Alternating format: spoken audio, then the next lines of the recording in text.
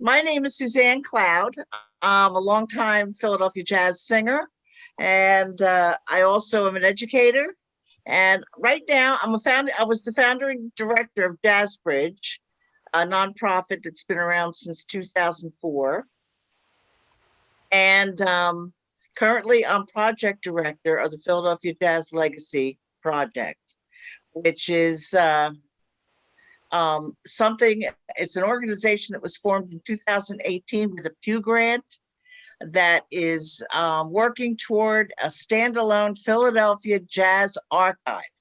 So we've been working for 2 years with a real good panel of associates from all walks of the jazz community, and it's been a real wonderful experience. But while we're all dealing with the COVID thing, I definitely wanted to try doing something like a monthly get together on Zoom to talk about books that have been written about the jazz community, people who have been working in the jazz community, musicians, yada yada yada. So I'm gradually putting this together with funding. Thank you from the Philadelphia Cultural Fund, which is the city council's money for the arts. I'm going to start out with Homer. Homer Jackson, wave your hand, Homer. Hello. Homer is currently the executive director of the Philadelphia Jazz Project, and they've been going strong for about, what, 5 or 6 years? 8. 8 years, my goodness. He's an educator and an interdisciplinary artist. He's got a Bachelor of Fine Arts from Philadelphia College of Arts, a Master's of Fine Arts from Temple Tyler School of Art. He's an like I said, an interdisciplinary artist, uses sound and images and text, live performances, and videos to tell stories. And that's part of what this project is all about. He hosted a weekly radio show on Temple University's WRTI, and he's been very, very involved in the Philadelphia jazz community on a very high level, and it's gotten a lot of great grants. Thank you, Homer. And so that's Homer Jackson, and he is the one who was the idea man who came up with the idea of the book. Next is Eric Battle. There he is. Okay, Eric is an illustrator of graphic novels, fashion, children's literature. He's illustrated stories from Marvel Comics, Spider-Man, X-Men, Young Justice, teen superheroes for the Cartoon Network. He has been involved with the legendary motion pictures with Godzilla, The Awakening, and The Harvester. And I'd like to welcome Eric Battle, who is the art director of this book and coordinated all the artistic work that was done for each jazz story. So thank you for having me. welcome. Right. Well, I don't know where Diane is, and she's the moderator. I just put the cover up so people can see. Oh yeah, that's the cover of the book. Oh geez. Here we are. Oh, good. Okay. Wonder why. All right. Well, why don't you start with the story, Homer? Okay. Lex, is Diane back? Not yet. I do not see her. Okay. I don't see. Diane, are you here? Nope. Oh, Great. if you have, before you start, Homer, if anyone has any questions for the Q&A portion, I'll put them in the chat room and then we'll get to them at the end. All right? Thanks. Mm-hmm. Go ahead, Homer. I'll start by saying that, at the very beginnings, the birth of the Philadelphia Jazz Project, one of the things that I recognized, and first and foremost, I am not a musician. I am a noisemaker, but I'm not a musician. And the music has been a critical muse an inspiration for me since I was a child. And understanding the challenge that created the Philadelphia Jazz Project was this challenge from one of the most involved philanthropists in Philadelphia, David Haas, who asked me if I'd like to help reinvigorate jazz in Philadelphia. And with that charge, the things that I thought about as a non-musician was that the music involves far more than concerts. That in order to grow the audience again for the music, we have to become involved in the humanities.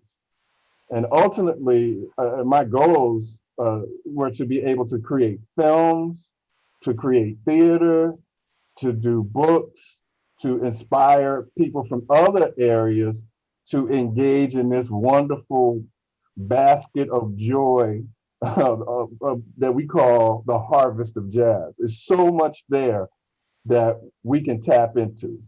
So from the very beginning, I knew I wanted to create a book. And I cannot say what the moment was that arose that caused me to decide to do this book this way. But I knew that if there's so many jazz musicians whose stories are so important, the characters of these musicians is just amazing. But so are the same kind of elements exist in the visual arts. That we have some amazing visual artists who live here and have lived here, and their personalities are just as flamboyant and interesting. So I thought that the joining together of all this juiciness that's here in Philly would be a great idea. So I want to share with you one of the stories that it was a very early story, and it is my favorite story in the book. And I'll tell you this, that this sweet man that shared this story, he has so much that he could share with us. But when he gave us this story, it set the stage for the whimsical nature of what we were after with this book. So we'll talk about him afterwards, but when you hear the story, you'll see what I mean. The story is called Gigantic. During the 1960s, I remember two establishments in South Philadelphia that were truly significant. One of them was called Pep's, located on the corner of Broad and South. In 1964, saxophonist Yusef Lateef recorded a 2-record set album there named Live at Pep's. The other important club was the Showboat, located just off Broad Street at Lombard. I had the honor and pleasure of performing at both at various times over the years. During my tenure with Lloyd Price's big band, with players like Stanley Turrentine, Charlie Persip, Jimmy Heath, Slide Hampton, Curtis Fuller, and more, I remember one engagement when Philadelphia basketball legend Wilt Chamberlain came down to see the band. Wilt was playing for the old Philadelphia Warriors basketball team at the time, and I often see him at Pep's. You really couldn't miss Wilt, him standing over 7 feet tall. Wilt was a jazz fan and actually was a silent partner of Small's Paradise in Harlem. This particular evening, I noticed him hanging out at Pep's, checking out the band. After our set, Wilt came over to talk to me. Apparently, he was so taken by the guitar playing that he asked if I could give him a guitar lesson. After the gig, I went up to his hotel room and I brought my guitar. He sat on the edge of the bed and he was gigantic. I gave him my guitar and said, "Let me see what you can do."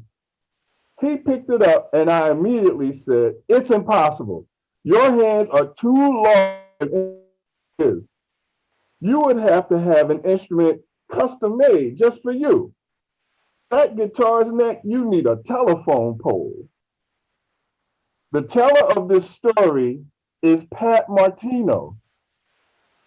Pat Martino has such a rich legacy. His own journey has been amazing. Pat Martino was one of the greatest guitar players in jazz music in the 60s and in the 70s. Survived a brain aneurysm, had to learn how to play the guitar from scratch all over again, and became one of the world's greatest jazz guitar players again. But he didn't sound like the other Pat Martino. It's two Pat Martinos. That is an amazing journey. And when I asked him to tell a story, he decided to tell this story. And the story is so wonderful and so beautiful, and it speaks to the nature of the community and camaraderie of this jazz community. And Eric Battle, our illustrator, did an illustration. He illustrated this story, and Lex will show us that picture, the Pat Martino picture from Peps. That's Peps, right? Yes, a Peps sign. Gentleman with the guitar. Yeah, Eric, who did this? Who did this? The artist on this piece was Jessie White. She's an illustrator and artist and teacher who I had met actually the year that we were putting, we first Homer and I were putting the list of artists together for this. So yeah, she illustrated these. There actually is it looks like one image, but it's actually two paintings. So, but she painted it beautifully. So that's the artist Jessie White. Let me ask you something, Eric. Is that supposed to be Billy Paul singing? No, that is Little is that? John. Yeah. That's Little John performing with John Coltrane and Alfie Pollard on the piano. Yep. Oh, I see. Okay. And Okay. Alfie sat in because Alex Coltrane couldn't play Little John's R&B song. Oh, that's right. That's right. Okay. All right. That's gorgeous. I love that. Okay. All right. We've got Dr. Diane Turner here. She holds 3 Temple University degrees. She is curator of the Charles L. Blockson Afro-American Collection at Temple University. She's taught at Brown University, University of Southern Florida, and her book, Feeding the Soul, Black Music and Black Thought, will be featured in one of these events as we go on. I'll be bringing Diane back. So Diane, if you've got a question to ask Homer about why this book came together while Lex tries to fix all this stuff, it'd be great. Okay, well, good evening, everyone. And Suzanne, I'd like to thank you for inviting me to participate in this.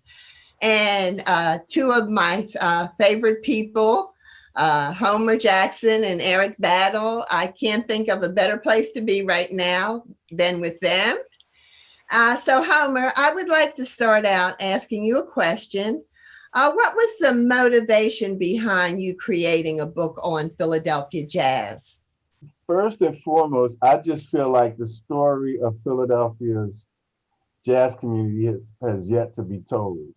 And part of the reason why it's yet to be told, because it's an endless story. That's the first thing.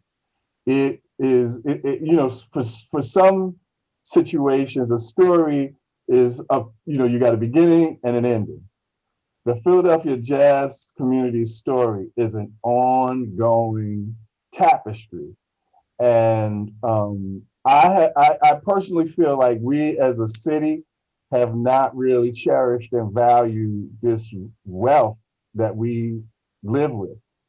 So I thought that the least that I could try to do was to illuminate some of that amazing tapestry.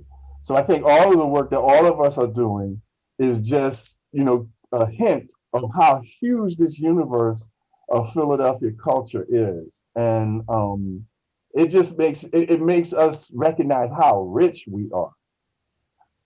So that's what really inspired me to want to do this book. I grew up down the street from Hassan and Mitty Middleton. And I remember seeing Odine Pope as a kid. And it's like, who are these dudes? They are so cool. They are so clean. And then I heard they played music too, you know? And that's just a little tiny, you know, I lived in one small place, but there's so many other people with so many rich experiences with this culture that it needs to be shared. It needs to be part of part of our understanding that it's part of the air we breathe.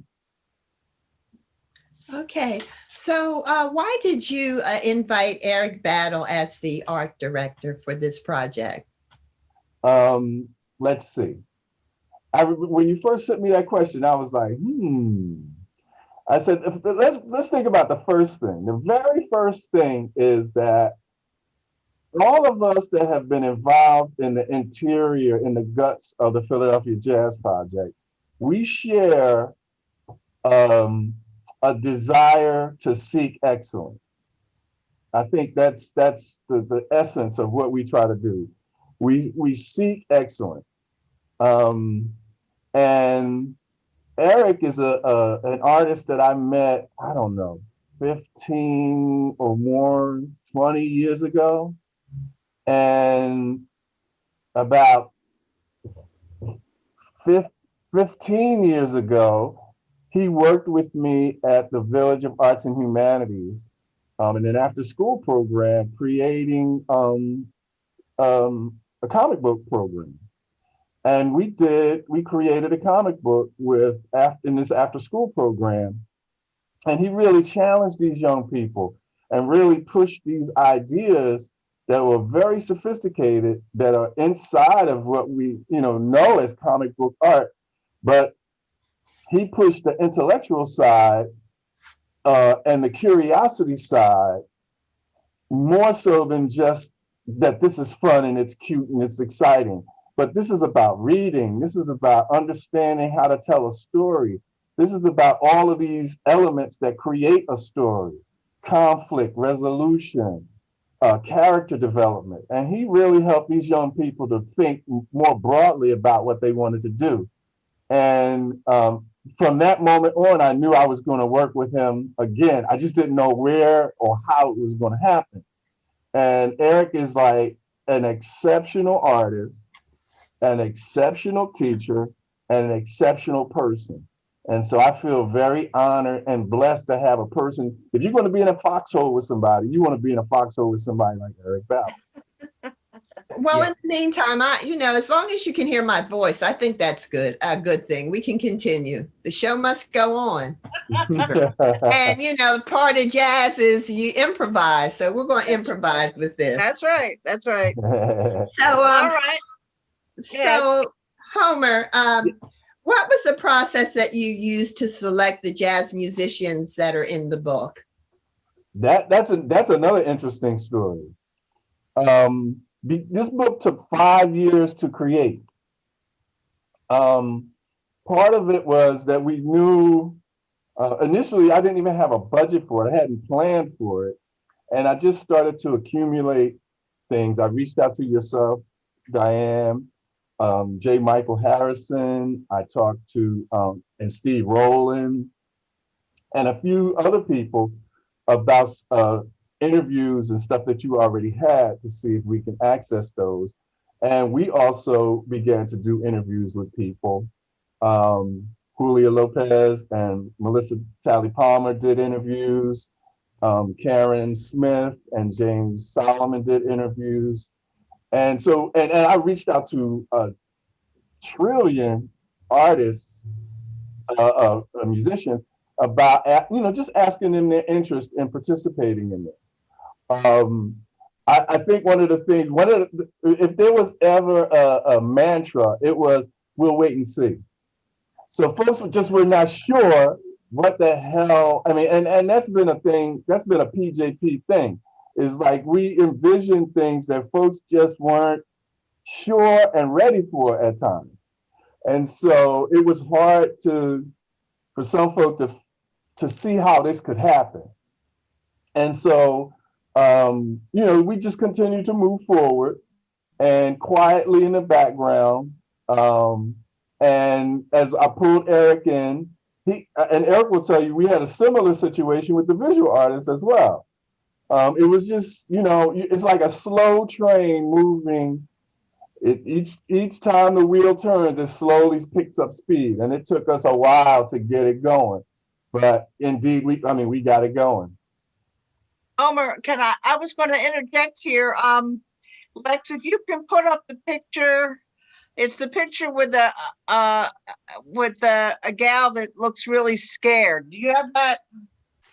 And if you would read that, Diane, because Thelma, for those of you who don't know who Thelma Anderson was, she was the director of the Jazz Advocates, and she would be at every single concert. Every time you'd look up, that's the picture. And she told me this story a long time ago, along with many other ones, about sneaking out of the house and going to the Zanzibar on Columbia Avenue. So go ahead, Diane, the floor is yours. Okay, I should mention that we have Thelma Anderson's collection in the Blockson Collection. But she says during the 1950s and 60s and going all the way back to the 1940s, Philadelphia in particular seemed to be hopping. You could hear music everywhere. The neighborhood bars had some of the best jukeboxes, so you could hear Duke Ellington, Basie, and others, and you felt safe. Still, I took chances to go hear the music. I really did. My mother even came and got me out of the Zanzibar 2 weeks before I was going to college. I lived in the 1600 block of Grant Street, around the corner from the original Zanzibar, originally owned and operated by the Watts brothers, Dick and Bobby. They worked at the Naval Yard, saved their money, and opened the Zanzibar. Saxophonist Jimmy Oliver was the leader of the house band. Now, I had a friend, Opal, and she and her husband, Jesse, had a little luncheonette on Columbia Avenue. They were from Texas. Anyway, I went around and was talking to Opal, and she said, "Oh, I want you to go with me over to the Zanzibar this afternoon.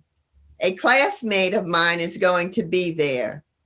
You heard of him, Illinois Jaquette. I want to surprise him." I went home, did my little chores, and got dressed. My mother asked, "Where are you going?" I told her, "Oh, I'm just going around the corner to Opal's to sit and talk for a while." I was 17 and still in high school. Opal was older. She was married and all. Anyway, off we go, and I happened to see a couple of Lincoln University fellows that I knew, Fish and Hooks. They were there, like everybody else, to see the great saxophonist, Illinois Jaquette. I was sitting there with a cream de coke in one hand and a cigarette in the other. Everything is fine. I'm happy and Opal's happy. Needless to say, I never got to see Illinois Jaquette. My mother came bursting into the door of the Zanzibar with her grocery bags, looking for me and asking for the proprietor. Fish and Hooks were laughing and pointing. It was a scene. My mother threatened to have the place closed down, and that's how I left that show. Yes, indeed. 2 weeks later, I was at Morgan State College. And of course, as soon as I came home for Thanksgiving, I called my girls. I said, "Okay, I'm home. Let's go out to the Zanzibar." That's great, Diane. Now, Eric, who did that? Put the thing back up there again, Lex. Who did that artwork? The artwork on that piece was expertly illustrated by Jamar Nicholas, who is also a Philadelphia native. He's done a number. He's been an illustrator, a comic book illustrator for a number of years. I've known him. I've had the pleasure of knowing him for years. But yes, and he was perfect for that particular piece. As you can see, it's expertly illustrated, but he was able to capture the humor of the scene. And again, he just did it beautifully. So, but yeah, that's artist Jamar Nicholas. Oh, he did a wonderful job. I love the picture of the mother coming with her groceries. It's great. Oh my goodness. Homer, did you have another story for us? Yes, I do. This is a I'm going to read some a story that I didn't think I was going to read, but we have the image there, and I think it's such a good story. And I'll give part of it. Yes, that's the image. Oh, good. This is the story from the Night of the Cookers. Now, these images that you're seeing aren't the complete page. These are portions of the image, which just gives you a sense of how beautiful the book is. These little clips are just gorgeous. Who you see in front of you are Lee Morgan and Freddie Hubbard. And as you see, it says Club La Marchelle, Brooklyn, New York, April 9th and 10th, 1965. I did an interview with a gentleman who came and performed. He came here and performed at the Clef Club early on in PJP's history, probably one of our first sets of concerts. He performed with TC III. The person who's telling the story is James Spalding, one of the legendary alto saxophonists in jazz, and who happened to be a very good friend of Freddie Hubbard. The Night of the Cookers is the name of the story, and the Night of the Cookers is also the name of the album or album set that was recorded April 9th and 10th of this very event. So James Spalding. It's gone now. A place called Club La Marchelle up in Brooklyn on Nostrand Avenue and President Streets. They put up an apartment complex and wiped the whole building out. It should have been a shrine, should have been a landmark, but that's where it happened, the Night of the Cookers. The place was packed. I couldn't even get off the bandstand. Folks were sitting all around. We played 2 sets. I'm standing between Lee Morgan and Freddie Hubbard while they went at it. I'm saying to myself, oh man, I better get down from here. But there was nowhere to go. Freddie was always saying to Lee, look, man, we're going to get together and I'm going to blow you away. But there was no ego involved. Freddie always talked about Lee. Everybody talked about Lee. He learned so much from Dizzy Gillespie, but that was a battle royale indeed. Freddie and Lee, they were on fire. I got my little stuff in there on the flute and the alto. They let me play a little bit. Yeah, man, that was a hell of a night.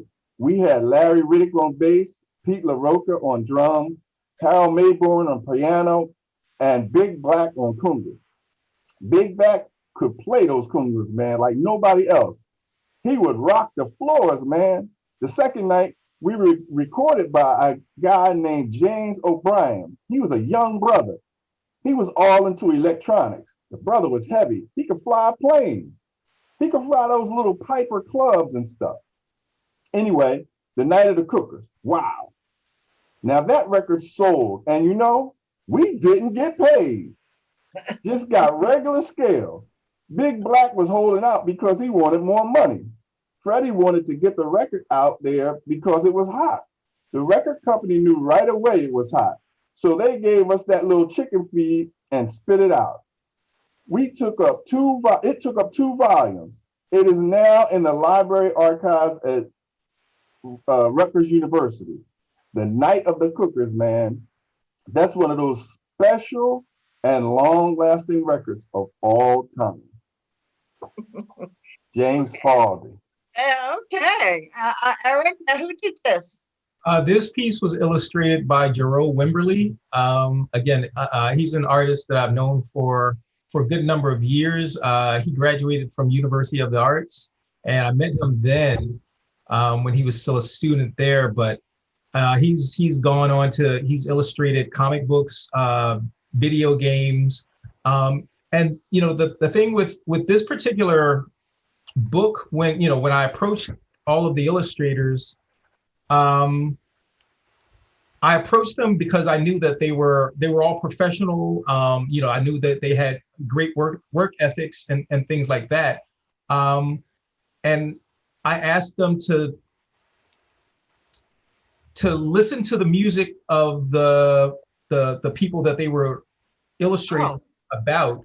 And I wanted them to embody the power and the musicality of those musicians in their artwork. And Giro has done that just incredibly. It's like when he turned this piece in, like I know Giro he's worked in various styles, but this particular style I was completely surprised by, but it works so beautifully, and it fit the power of that event that night. So again, this is artist Giro Wimberly. It's beautiful. It really is. Wow. Now I have I noticed that this book, Homer, is a volume 1.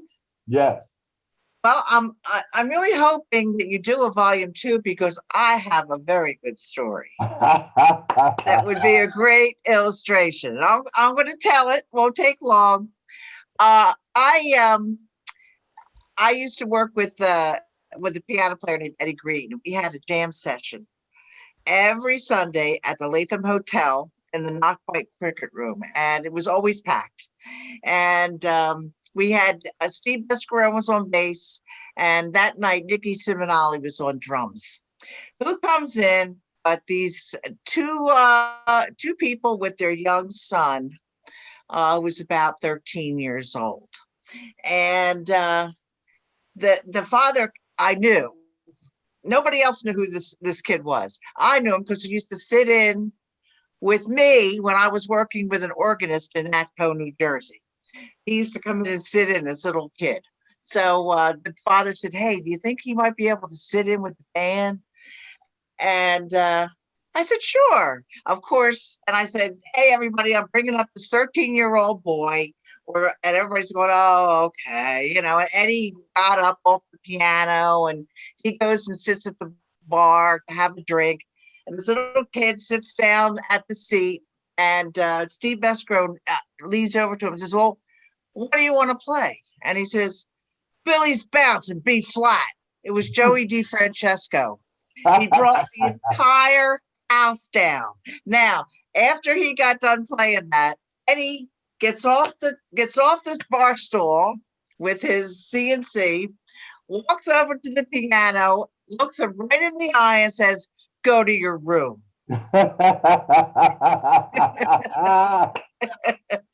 So there's tons of stories out there. I think Eric will be doing another book. Yeah, for sure. I love it. I love that. Diane, do you have another question for these gentlemen? Yes, I have a couple of questions for Eric. I guess, why did you decide to take this project on, Eric? Well, I was, when Homer approached me with the idea, it was, I love the idea, and just having the chance and opportunity to work with Homer again, and to be able to reach out to fellow artists that I know, or who live around the city, artists whose work I admire. You know, there was no way I was going to pass that chance up, pass that opportunity up. Picking the artist was hard because in the beginning, the initial idea that we had, it was just going to be a black and white book. It was I don't know if Homer remembers, it was going to be black and white, possibly oversized. But then, when I was thinking about, like, again, all of the artists that I know in the city and just the vast variety of styles that they utilize, I was like, hey, is it possible to expand the scope of what we were initially thinking? Because it's like, I wanted to be able to like really just make it special and have just a wider variety of artwork and, again, styles. So, but whittling a long list of artists down to, because I think initially we were just going to have like maybe 12 stories. Right. And as the project went on, the scope of it expanded, and so the list of artists, that expanded also. So, I was able to like reach out to more and more artists. But yeah, like eventually, like it came down to artists who I knew would follow through, and do so beautifully. Because again, it's like with all of the art that encompasses the book, it's just an incredible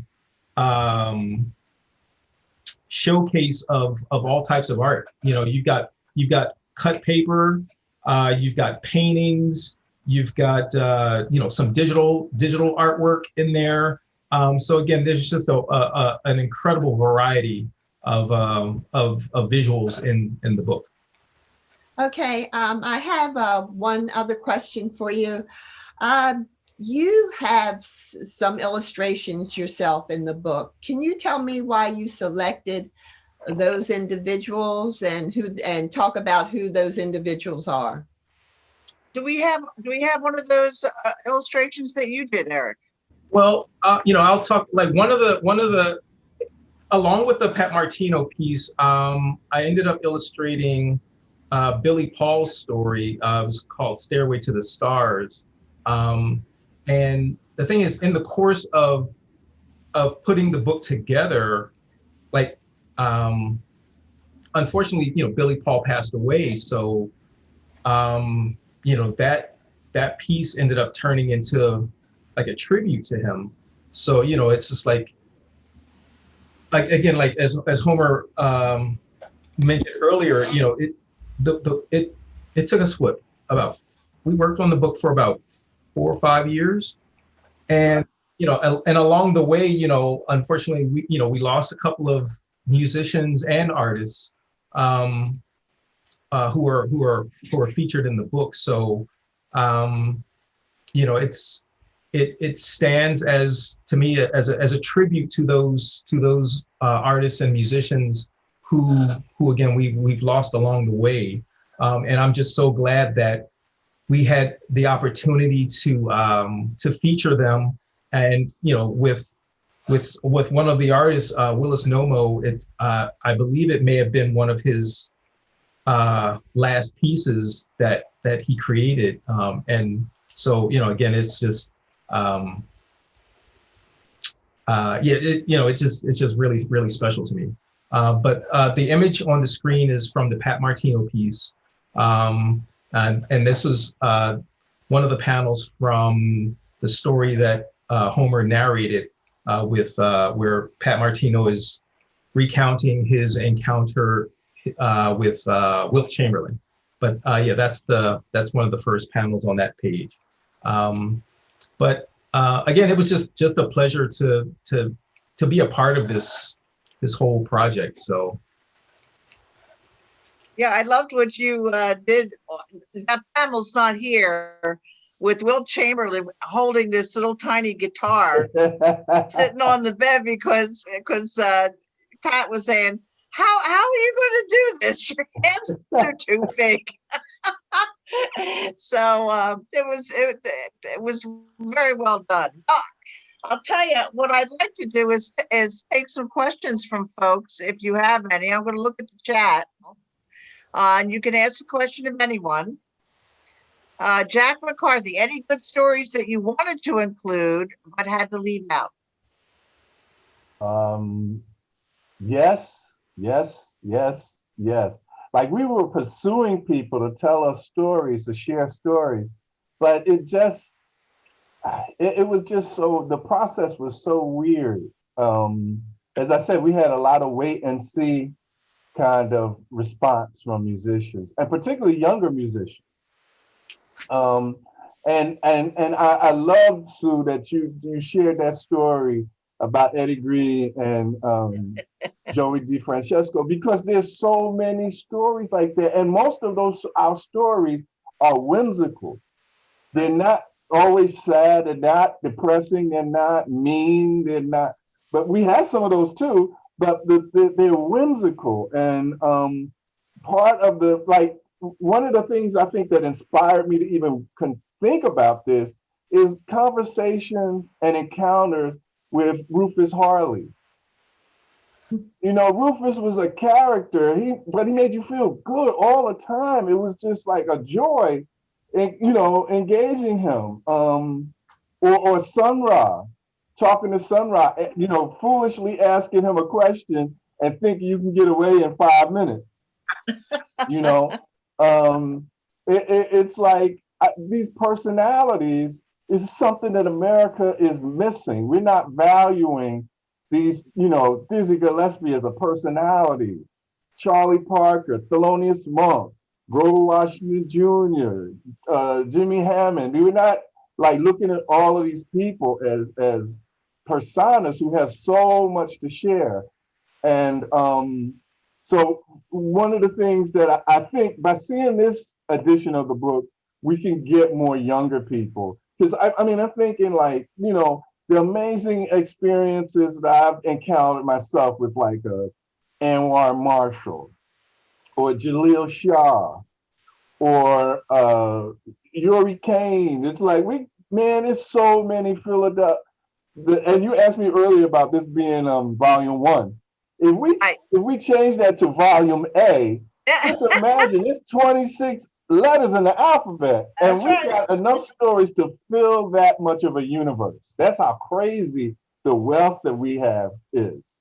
And most of the stories, like Homer said, and these are stories that are told on the breaks, or usually after the gigs, and they're usually after we've had a couple of drinks and we're kind of loose and we're laughing. So these stories are funny, and they're retold and retold. And of course, when anything's told over and over again, they get more and more embellished, and some of them are really raunchy too. When musicians didn't get paid and they took somebody's pants off and ran them down the street, some club owner, that kind of stuff. So, all right, we got another question here. Hold on. Okay, this is from Gerald Beasley. Are any of these illustrations going to be available for purchase? The images are so powerful. Eric and I have been talking. First, we were talking about doing T-shirts. We have to negotiate with the artist, but more important, we need to find some money to be able to make this happen. Because to be honest with you, we barely made it to print this book before we ran out of money. So we just got through. And the irony is this book came out, we published the book and printed out in December 2019. 2 months later, the world is shut down. Yeah. It's like, and we managed to sell quite a few of these books, but we haven't been able to engage in the next steps, which is to really do fundraising for the next volumes and to figure out what other opportunities that can happen, whether we do T-shirts, buttons, posters, those kinds of things. I appreciate that, Gerald. It's a nice testament that folk really respond to these images the way we hope they would. There's some beautiful, oh man, there's some beautiful stuff in here. Yeah. Somebody's just said, "Oh, let's do a Kickstarter. I'd contribute." I've been kicked enough. I've been Okay, kicked enough. now, we want Firestarter. We want that money to just. Now, Rich Green is asking us to post a link, which I'll do at the very end. We're getting near the end. Before, somebody also asked about have we done anything with Billy Kretschmer? Not yet, but I'll tell you what's good about Billy Kretschmer. Had a very famous jazz club. It was New Orleans music, and called Kretschmer's. And I interviewed Billy when he was, I guess, his late 80s, early 90s. So I have an interview, and he's got stories and stories and stories. So if Homer does another book, we'll have a Kretschmer story in there too. He did tell me he was abandoned out in the Midwest by a band leader who took him out there. And well, there's no more Suzanne, questions. Anybody Suzanne, else? I wanted Homer to talk about, in terms of the art with Eric, and Homer had talked about actually having an exhibit also. Homer, do you want to mention that? Yes, we scheduled an exhibit that was to open the week the country shut down last year, ironically, at Temple University's Department for Intellectual Heritage. And in fact, the exhibit, I think, is still there. It was installed, but we were shut down and we haven't been able to engage in it. However, we have been involved in discussions, and what we are going to do in March is put together a virtual experience that will include performances, interviews, all kinds of media to both celebrate this book, but in a bigger sense to celebrate this community, this universe that the book comes from. Because like the book is just the opening to this mysterious world, very much like the project that feeds this whole program that you're doing. So the Legacy Project is another peek into this massive universe of all this inheritance that we have all been blessed with. And it's our job, our responsibility, our duty to share this with the world. That's right. All right, now I'd like to just tell you what's coming up next month. Lex, if you would put up the picture now of Coltrane. All right, next month in February 25th, I will be hosting Lewis Porter. He's a wonderful jazz musician. He's an educator, and he wrote one of the most definitive books on John Coltrane ever. In fact, Cousin Mary told me that she really never let too many people interview her, but she allowed him to interview her about her cousin John. And so it'll be Lewis Porter, myself, and Steve Rowland. Steve Rowland is a Peabody Award winner for his Miles Davis project. And I'm very excited to have them both discussing the book. So definitely please sign up. You'll be seeing the promotion that I put out for this particular one. Now, let's put up these links for the people who want to buy this terrific illustrated stories book. All right. Now, if you want to go to the website of the Philadelphia Jazz Legacy Project, you go to the top one, Philly Jazz History. Homer's is philajazzproject.org, and the bookstore is Books and Stuff. And she'll send it out to you. You can get the beautiful book, and it really is a gorgeous book. I encourage everybody to to go ahead and get that. So I want to thank you all again for coming out. I want to thank Diane for finally appearing. She had her voice. She got Thelma's story out, and Diane's wonderful, and Homer and Eric. And I want to thank Lex too for helping us get this together. And I'll see you guys hopefully in February. I hope you all shine up. Oh, there's Barbara's. Hi, Barbara. And I want to thank the Philadelphia Cultural Fund for the money to do this. And it's a way to, I've gotten very attached to book discussions since COVID because it at least allows you to interact and see what other people are writing and thinking about, since we're all kind of isolated. So it just kind of gave me a shot in the arm tonight, guys. Thanks a lot. Really. Thank you. Thank you. Thanks for doing it. All right. Well, we'll see you. Thank you very much. Bye. Take care. Bye-bye. See ya.